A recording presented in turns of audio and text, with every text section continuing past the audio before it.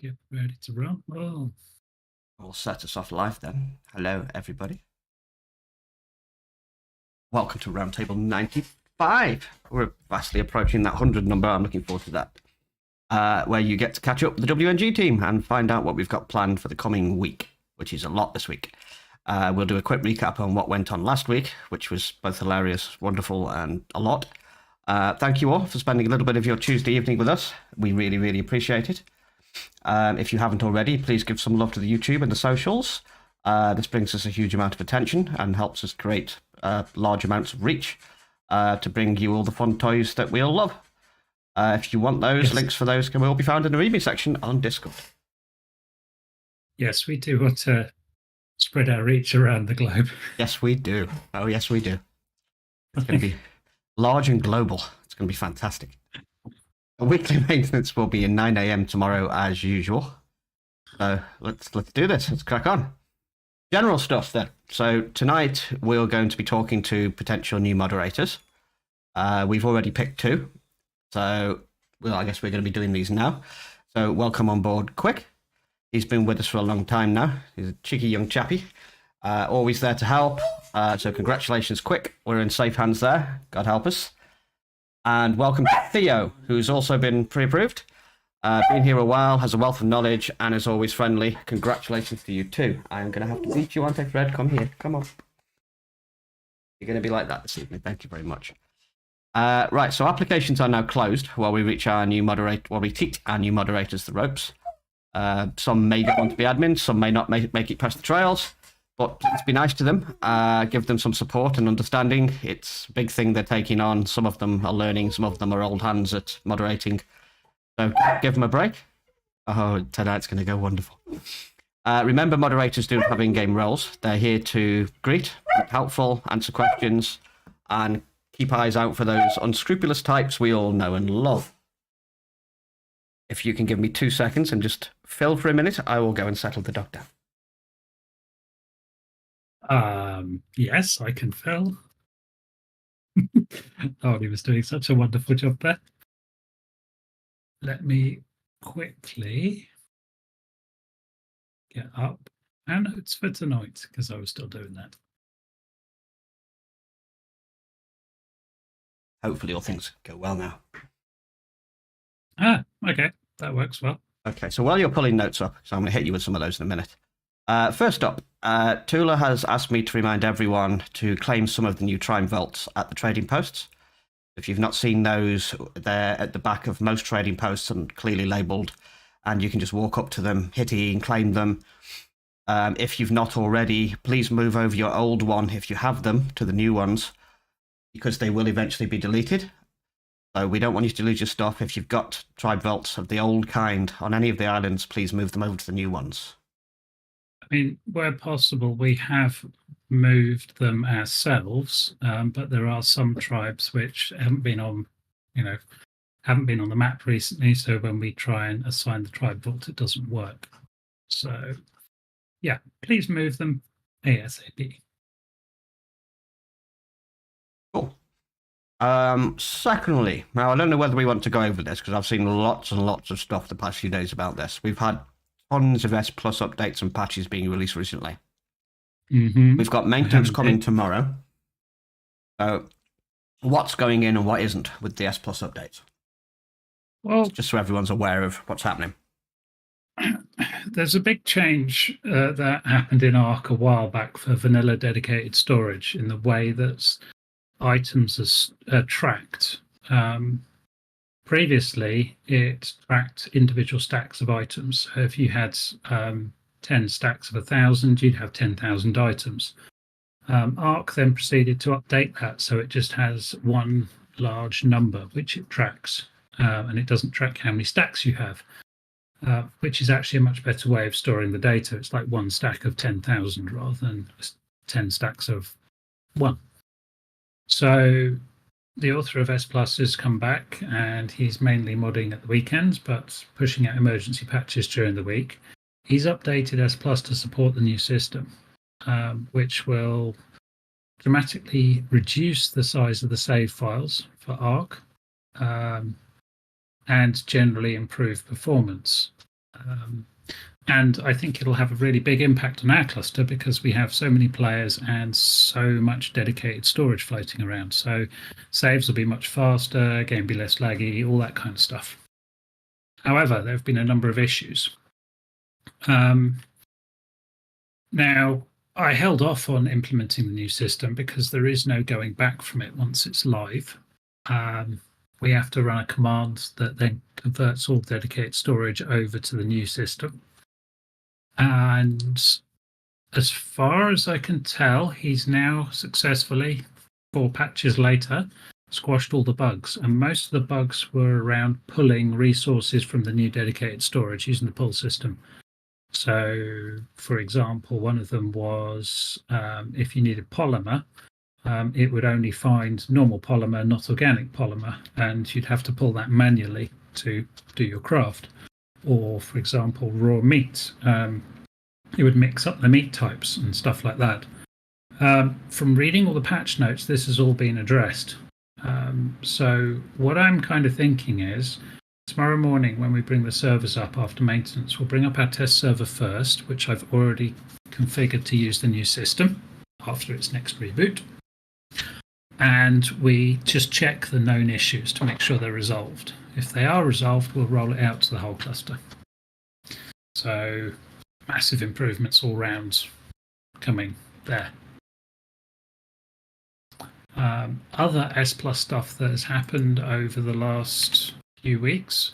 I did like a roll-up post, but I didn't ping everybody with it in server updates. So there's a whole bunch of minor amends and tweaks that have gone in over the last week. One of them was bosses coming back to transmitters.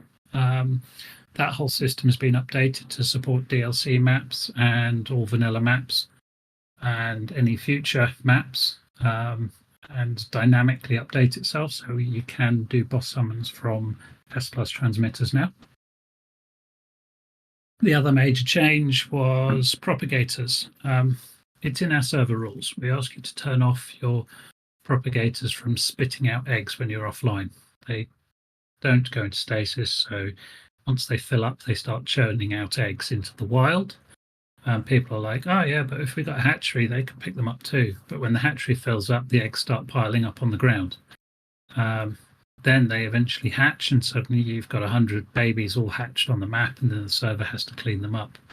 It's a regular occurrence. So we have disabled the ability to auto-eject eggs from a propagator. We may try turning it back on in the future, after people have got used to the idea that when you're offline, you don't set them to eject. Other things that have changed, bear with me. A quick look.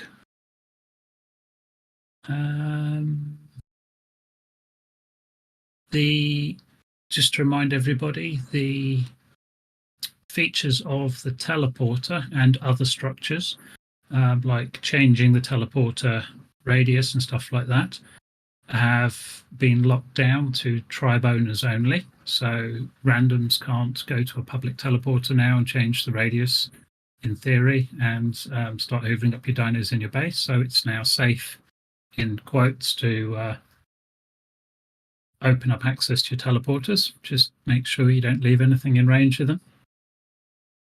And other than that, missing saddles have been added to S Plus structures, except for the Karka, because the dev kit hasn't been updated yet with the Carcharodontosaurus saddle. And let's have a look. That is it for S Plus. Well, Okay. that's not it. There's like, it hit the limit of my Discord post. So there's a 2,000 letter post in server updates with all the changes, but those are the main ones that apply to us. Cool. Lots and lots of patch notes there. I was reading through that earlier. It's a lot. So, in other big news, as of tonight, after the roundtable, the event server will be shutting down. Oh no! For a couple of days. While we work, while we work commences on event server version 2, and the prep for raidable bases goes in.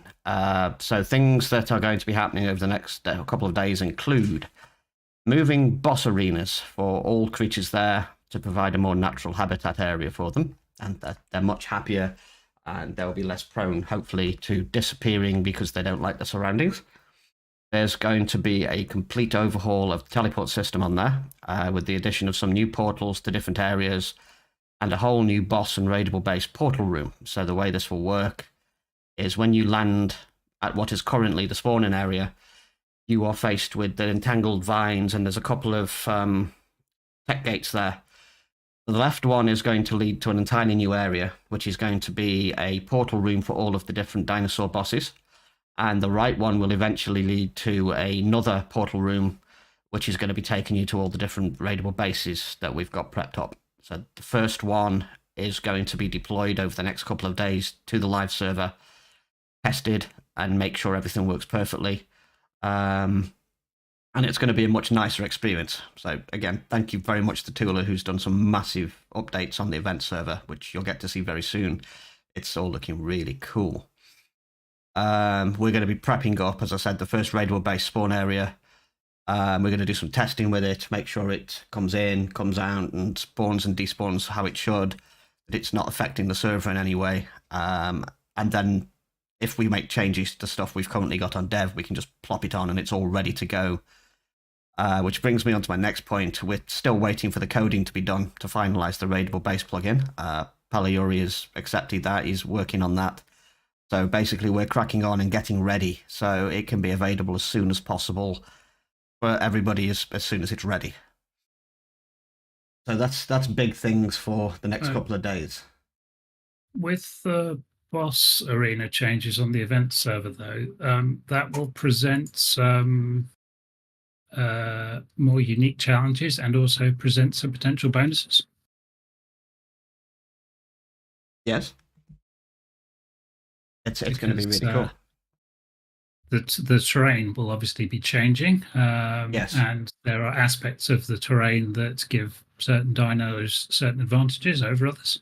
So it's maybe worth thinking about what you take. Yes.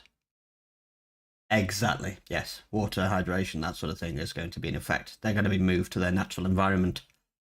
Mr. Krabby was definitely not happy out on the plains. He needs his water. A couple of the other guys obviously are lava based, so we're going to move them to areas that are a little bit more suiting to their needs. You have to look after your dino bosses, you see. So yeah, some new portals going to new locations, and prep for the raidable bases, setting up the area, setting up the portals. It's looking amazing. I've seen lots of the work that's been done, and it's well worth a visit. And even during the quiet times, it might just be worth grabbing some access to the event server and just having a little look around. Just make sure you leave afterwards. Yeah. I mean, for Nugget there, what you could have done, you see, is apply for one of our wonderful moderator roles, which does enable you to do things exactly like that. Be talking to a few of our moderators later on, people who've applied. And yes, people who help us out do get unique opportunities like building on the event server and building cool new content. Missed out there, Nugget.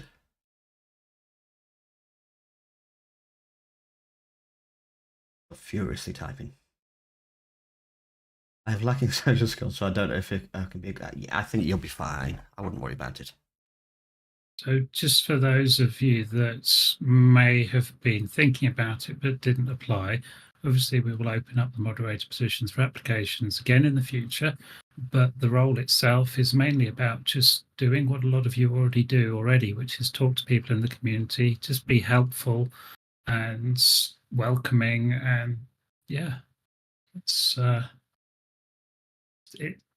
what a lot of people do naturally and they just don't realize it. However, if you are really, really interested in building cool stuff, then I'm sure something can be arranged. Always on the lookout for good builders. Gives Tula and Sandy and Scorp a little break as well. We've got like multiple games we're building across now as well.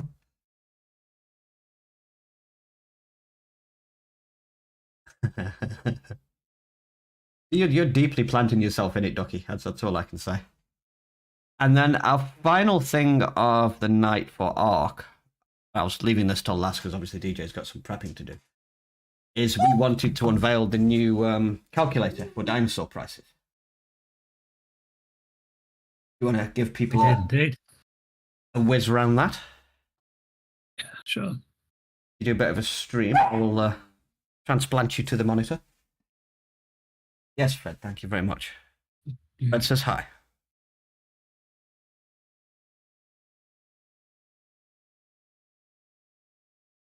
No, I want to share a screen.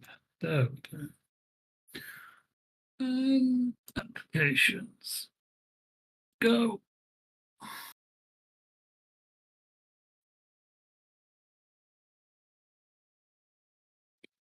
So we'll put this live on the website tomorrow morning.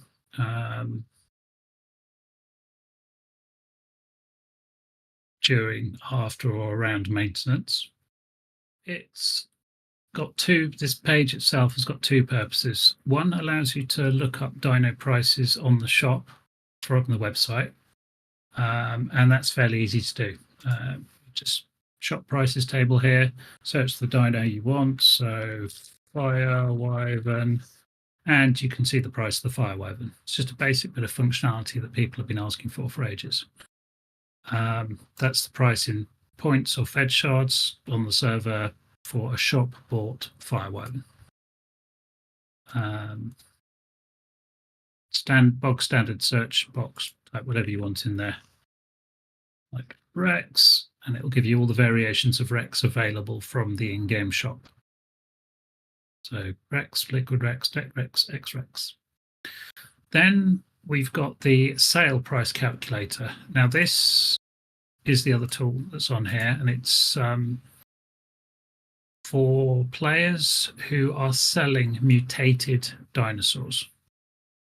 Unmutated dinosaurs, their sale price should be the same as or greater than the shop price, ideally.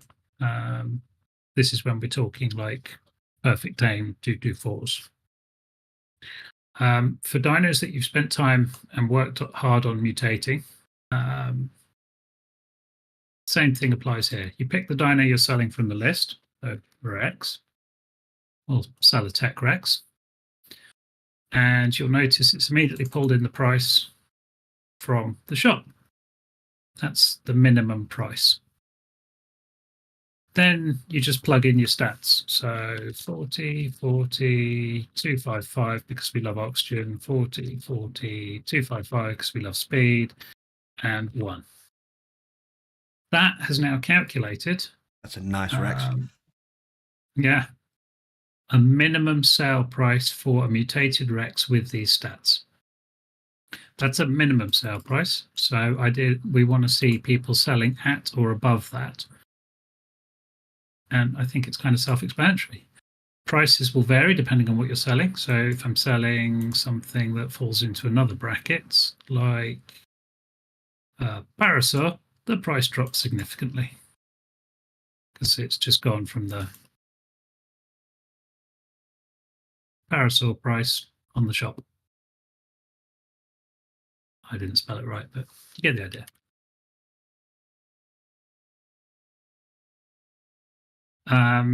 Any questions? It's really simple. Yeah, it's really cool. And that based off the algorithm that was come up with and agreed upon by everybody who attended the marketing/farmers meeting. Mm-hmm. This is basically to allow us as a community to maintain the economy on the server so that we don't have a race to the bottom and everybody's time and effort in breeding ends up in the dustbin and becomes worthless. So we spent a good couple of hours talking with everyone in the community. We reported back on what that discussion entailed back into the ARC feedback channel. And there were several things for us to do as WickedNinjaGames. One of them was to provide an accessible price list of shop prices. and to also provide an easy-to-use calculator that will let you calculate sale price or minimum sale price for a mutated dino. This isn't even live on the site at the moment, so there's nothing to report right now. But once we push it live on Wednesday, breeders, please, sale price calculator. You'll soon get used to the pricing for your dinos. After a few lookups, you'll figure it all out. And yeah, it's just so that we don't destroy our own server. It's kind of really self-explanatory stuff.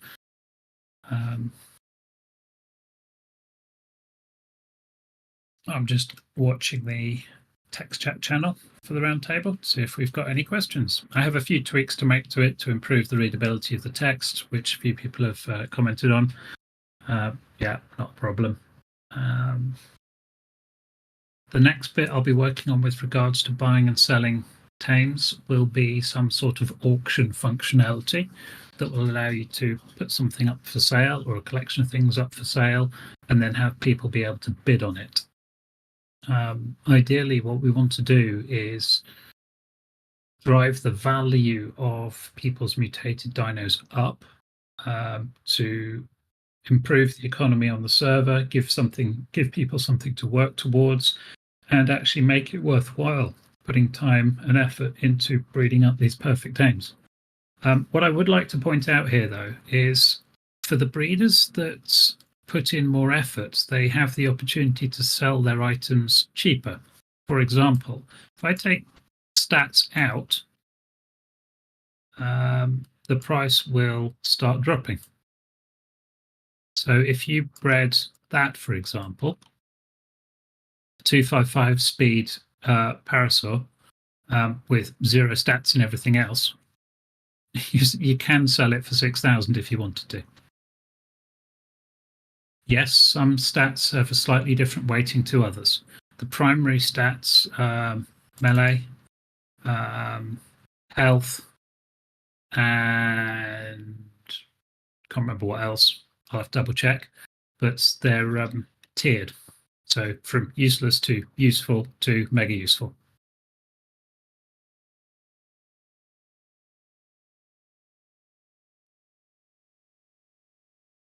So 254 melee. Okay. There you go. So yes, you could sell cheaper if you specifically bred that way.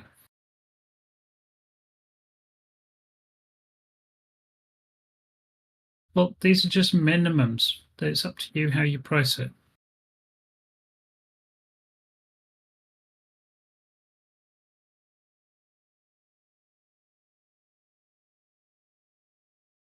But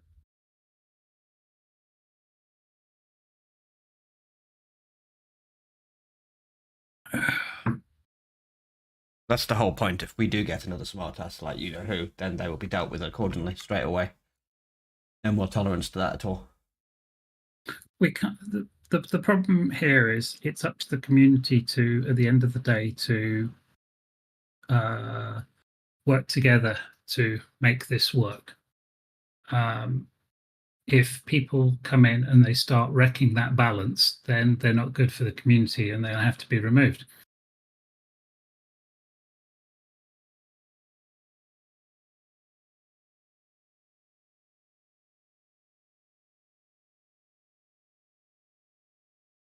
People are going to complain and say, like, yeah, but this is the minimum price and you ask much more. Well, then above that, it's up to commercialism to take hold after that. And also, when we bring in the ability to auction stuff off properly, yeah, you might put it up at the minimum price, but the price is going to keep going up as people bid on it until you reach a point that's at parity with the other sellers.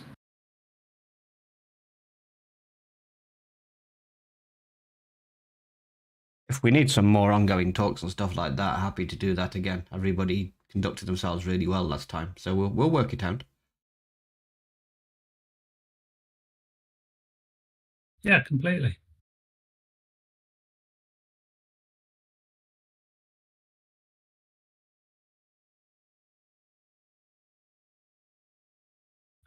Quick note on the other points that sit below that. Domination Rexes should not be sold to anyone under 155. That's a community agreed thing. Hmm. Server rules will be updated because we've made some changes that negate some of the rules that are there. So, for instance, the propagator rule, for example, will be coming out of server rules because it's not possible anymore, and we will add in the others.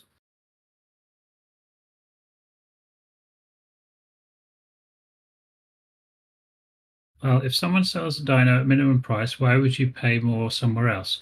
Okay, if somebody has a dino on at 10k and there's 3 people that want that dino, they all bid on it, auction style, the price goes up.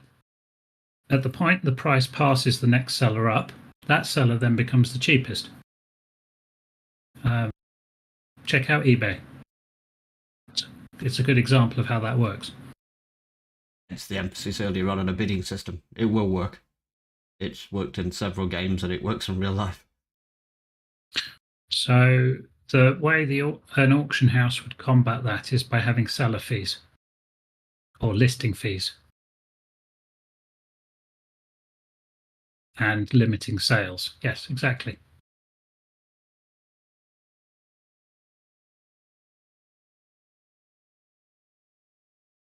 The seller would get the Nope. fee. Well, there would be a fee that would go into the WNG bank vault as well, or a listing fee. Yeah, you pay that to the auctioneer the same as you would in WoW. You don't see that gold again. Exactly. Yeah. Yeah. Like those who've played WoW, you used to have something called auctioneer, which was a mod, and basically you take all your stock at the beginning of the week and you allocate it all. And you go, right, sell me 50 of these. Yeah, you've seen the thing, and the more that you sell, the more it's going to cost you. And the way that worked as well is it was also costly to pull them off the auction house to relist them because you would then hit your seller fees again.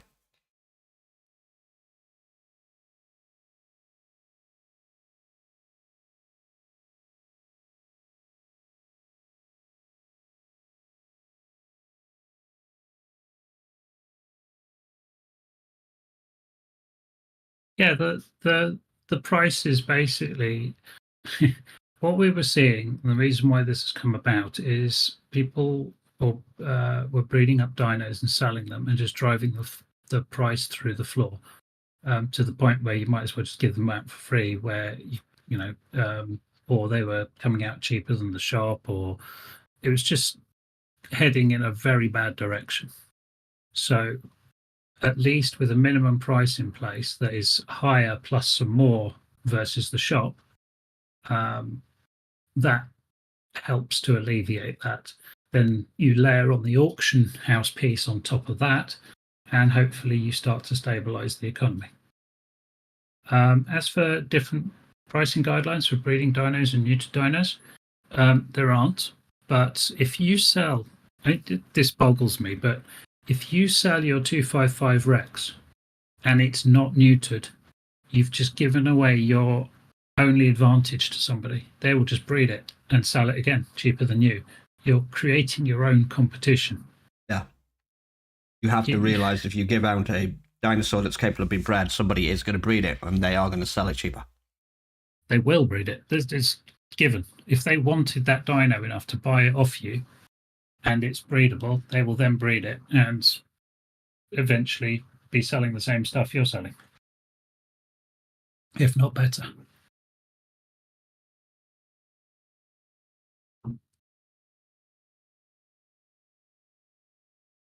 No, I think that the best approach is to limit the total number of auctions that a person can put up in total.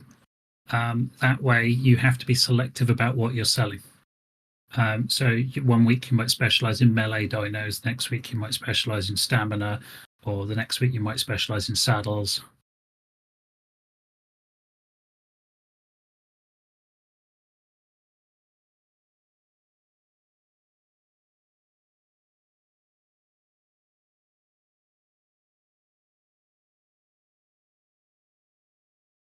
Yeah, exactly, Cage.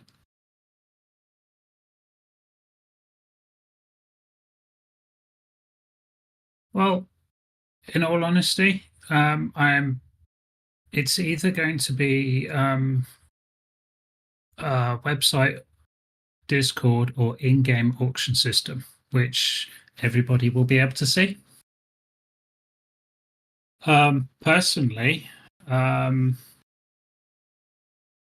know we've ummed and ahed about this, but personally, and I need to talk to the rest about it, my own opinion is we actually do put in the auctioneer system, and that way we can ban people from the auction house. It is a more complete system, isn't it? Yeah. Yeah. It means we can see all the auctions, we can see what they're going for, we can set auction taxes, all sorts of stuff like that. The only downside is it's hosted off-site, so it could be unavailable. If his server goes down, it could go offline for a bit and then come back online. But I do have faith in Gaz, the person that hosts it, in the fact that if he was to stop doing it, he'd give us plenty of warning. I would think so. He's not a bad dude. No, Lego. Everything would move in game.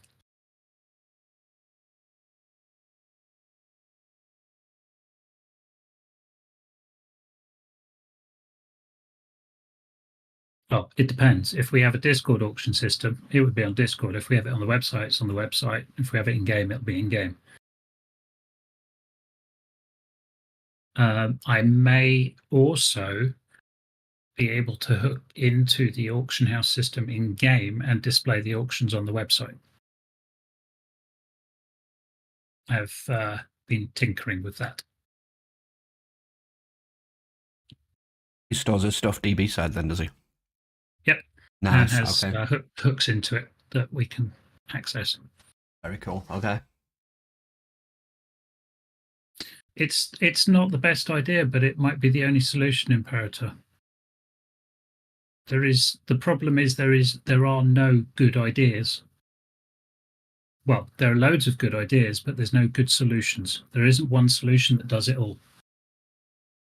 No, I can't. I couldn't link Discord with Arc. I could link Arc with the website. Yeah, me.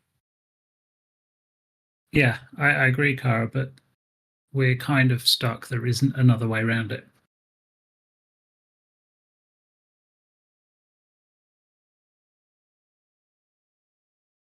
The biggest problem that I see is keeping an eye on what's going on the server in terms of sales, and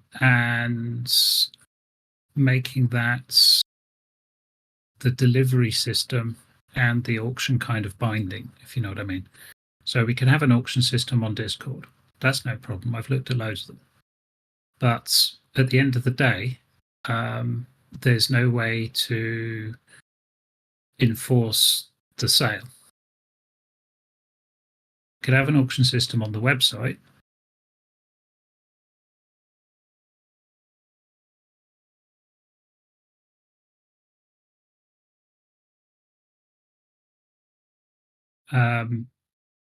Hooking it into the game is possible, but would take months and months.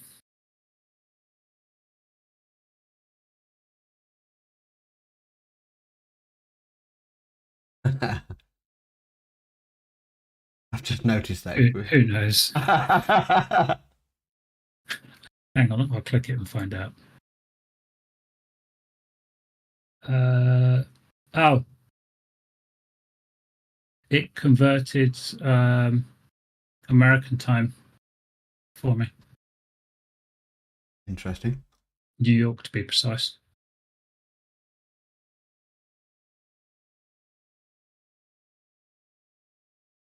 Feel weird how it picked it up. AH. Yeah. Go, Fred. Yeah. Right. So yeah, the next part is the auctioning system that we use, need to discuss and need to figure out which one's best: website, Discord, or in-game. Yeah. Pros and cons to all of them. My personal, after looking at all the different options available to us, the only one that's functionally suitable that I've come back around to is the in-game auction house. The negatives on some of the others are just too big. But like I said, we'll discuss it. Yeah. And we'll figure out the best way forward. But for the meantime, we've got some minimum price guidelines. We've got 3 new rules, or, well, 2 new rules and 1 piece of guidance. And we've got a dinosaur price lookup on the website for shop pricing, which will all go live tomorrow. Awesome. Obviously, we will keep revisiting this, and we will continue to find something that works. Mm-hmm. But yeah, we'll keep at it, and we're all sort of inputting. It'll work. Just requires a bit of time. So, obviously, time is ticking. So I'm going to move on a little bit. We've got some moderator reviews to do afterwards. So have you transitioned away? Transitioned away? Yeah, from my screen share. Yes, you are good. So let's do some Rusty stuff, and we've got some Conan stuff. So for those playing Rust, minimal things today, but important stuff. The electric furnaces turning themselves off. Real pain in the ass. Been having some long chats with Shady for You over this, who's the developer of that plugin, and he's agreed to look into it. It's definitely been caused by the splitter plugin. That's exactly what's causing it. We know this for sure now, 100%. He's told me he's going to be looking into the fix for this today. I've had back and forwards conversations with him going on literally all day now. Depending on his findings dictate how long this will take, but he's a cool dude, and I'm sure we're going to put this one to bed soon, so the furnaces should end up being sorted. Yay, furnaces. New backpack functionality is in. I don't know if you've seen this or not. You can now switch your backpack between 3 different options. So you've got gather everything, gather existing, and pull from, or retrieve from, whatever way he's worded it. So gather everything will mean everything you pick up while you're harvesting goes straight to your backpack instead of your inventory, which is cool. Gather existing means if you've put an object into your backpack, whether it's 1 stone, 1 wood, 1 sulfur, whatever it is, only the things that are present in your backpack will get pulled to the backpack. This one's really cool. I use this for farming. It's nice. And then you've got pull from. So this was originally conceptualized so that if you had mats in your backpack not taking up your inventory slots, you can craft things and it will actually pull the items straight from your backpack. However, it was pointed out the other day that there was another cool way you can use this. Your guns will also reload from your backpack. So if you want to put your ammo away so you don't have that cramping up your inventory all the time, you can still use your ammo from your guns to top up from the backpack, which is really cool. Linking is going to be a thing really soon too, and will bring with it more perks for play experience, such as backpack slots, maybe an exclusive kit, those kinds of cool things that we're all used to, lining us up again with the Ark experience we've got, and attempting to build on our existing community of players, bringing more Rust players into the server. And at this point, I can confidently say, don't worry, because we've got some cool people on there. We haven't got the usual Rust riffraff. There's no toxicity, so I think people are going to integrate really, really well. Lastly, for Rust this week, work will begin soon on Operation Clean Up the Chat. So we're going to be removing some more of the annoying messages and leaving only important stuff in there. Give a much cleaner experience, so you can see who's talking to you and not, rather than getting spammed by what's going on by world events and things like that. That's my Rust news for this week. And then on to the other big one this week. Today is Conan Update Day. So for Conan news, for those of you who don't know, Chapter 3 has dropped today. This is like Sorcery Part 3. Don't forget Conan is currently on sale with, I believe it's insane and it's on sale. I believe it's a whopping 70% off or something like that. Yeah, it is. It's 70% off. So Conan base game is all you need to play, Yep. and that will give you all the cool stuff that we've put into the game. And yeah, it's 70% off. It's much for an ARC audience. I feel Conan is a no-brainer. It's got co-op PvE gameplay. It's got building. It's got crafting. It's got taming. It's got slavery. It's got loads of cool weapons. It's got dungeons. It's got bosses. It's got exploration. Yeah. It's got a storyline you can follow if you want to. You don't have to. It's just, it's insane that it's not way more popular than it already is. So it's definitely worth checking out. They call it you tame humans. I say in inverted air quotes. You tame humans. They call them thralls. It's basically a form of slavery. But yeah, that's why it differentiates from Ark. You can not only tame the creatures, you can actually break the will of the human participants on the server and use those as tanky dinosaurs too, if that's your thing. So yeah, 70% off. You don't need any of the DLC. I'll get to that in a minute. You don't need the Scepter expansion. Anything that comes with Scepter, we have been integrating into our main Exiled Lands map. So if bashing wizards over the head with a mighty chopper is your thing, 70% off. I can't say further than that. It's Christmas. What I do like about it as well is you've got lots of different classes and builds and armor sets, whether it be cosmetic or normal. It's just really well done. Yeah, it's pretty cool.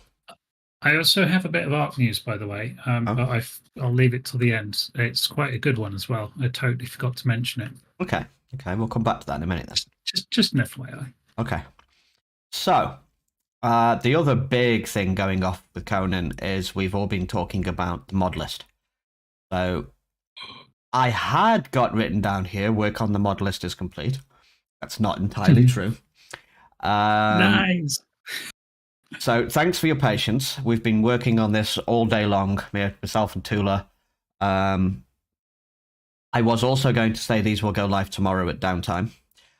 It is possible that may happen. I need another chat with Tula after we finish speaking with the new moderators. We've got a long list of things to go in, some of which are already in the Conan channel itself on Discord. So have a look at that. A few of them have been yoinked out, I believe. Tula wasn't quite happy. This was literally going on 20 minutes before the Roundtable. We've been going all day. Tula wasn't quite happy with the amount of decor and customization you've got in there, so she was looking at more mods for that. So hopefully we may get a new mod list in for Conan tomorrow. There will be no wipe. It's not going to happen. We've pulled out anything that requires a wipe, so your bases will be intact. We've checked all of these things on our test server. We've had the live save in there with the new mods, and we are confident that we are not going to need a wipe. But yeah, the new update looks really, really cool. I will have a chat with Tula straight after. Too. Yeah, it's a huge update. They've done some really nice quality things as well, like the journey, which is the kind of the quests you progress through the game with, have been given a whole new screen. That looks really funky now. I've barely had a chance to touch much of Conan yet because we've obviously been working on the mod list all day, but it looks really, really good. So yeah, that's my Conan news for today. Is the Conan server PvE as Ark or PvP? It's PvE, the same as Ark. Mm-hmm. Absolutely the same. So you can go in and PvE and do your dungeons and bosses and cooperate with other players without fear of having all your stuff stolen and get enough of that going on with the intro. First thing they do is they steal all your things. So yeah, there's my Conan. So what have you forgotten for Ark then? Sounds intriguing. Oh yes, I've started tweaking the settings for the transfer of tributes. Ooh. And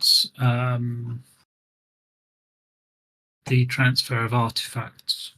So I think I made the change before the servers restarted for the S Plus update last night. I can't remember. but I've enabled the transfer of tributes for one particular tribute, and I'm just literally about to test that. If that works properly, then we will also test the blocking of the transfer of artifacts. And if that all works, we'll then be in a place to invert the artifact tribute restrictions. Something we've been discussing for a while. Then on top of that, we had a daily quest for, I think, Spino sales for the people that have issues killing fish. So what I will probably do instead of that is put in a quest chain for some artifacts and stuff. Cool. But it'll be like a one-off. You do it, you get the artifacts to allow you to progress through the storyline if you're not so cave inclined. But by doing the caves, you get the gear to be able to do the bosses, so it's kind of dumb if you choose to do it that way. But hey, each to their own. Awesome. So, we're going to wrap up. We have been, yet again, the Wicked Ninjas. And again, thank you for spending some of your Tuesday night with us. It's been awesome. Have a great rest of your Tuesday night. Peace.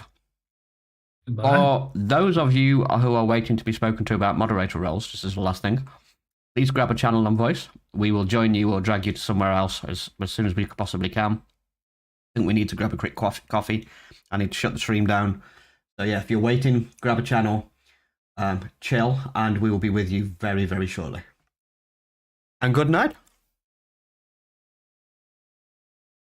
Laters, guys.